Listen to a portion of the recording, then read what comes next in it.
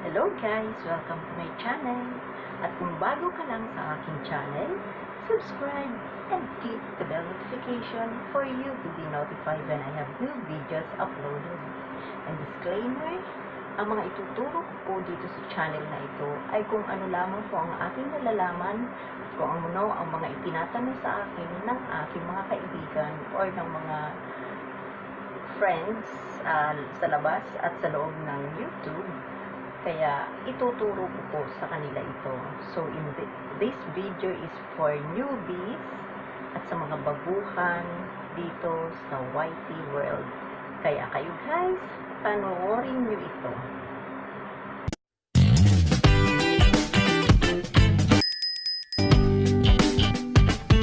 And for this video, ipapakita ko sa inyo kung paano ba makikita ang ating mga subscribers sa YouTube channel natin.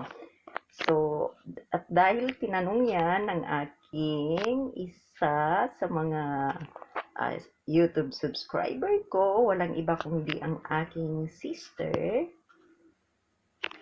Ayan ang kanyang tanong, paano ko makikita mga subscribers ko? So, naisip ko na gawan ko siya ng tutorial for the sake of newbies at sa mga baguhan dito sa YT para sa inyo ang videong ito. Kaya panoorin nyo. So, punta lang kayo sa Chrome. Kung gamit nyo ay cellphone, punta kayo sa Chrome. Kailangan naka-disk type siya, okay? Naka-disk type.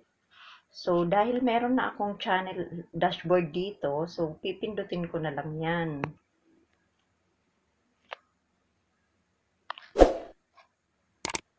Mabagal ang ating Wi-Fi. So, ayan na guys. So, kung nakikita nyo dito sa pinaka-last, ayan, recent subscribers. Ayan, kaagad. Diyan nyo siya makikita. So, pwede nyo makita lahat. Press see all. So, ayan na guys. Oh, these are all my subscribers as of now.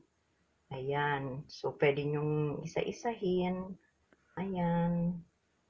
And then, naka-rows po yan. Rows per page is 10. So, 10 ang bawat isang row. So, pwede nyong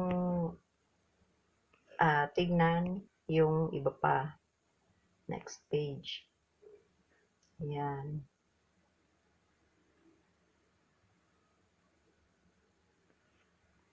Then, next page uli. Hanggang sa umabot kayo sa kung hanggang saan ang subscribers nyo. So, sana may natutunan kayo sa aking ibinahagi ngayon. Thank you so much. May God bless you all.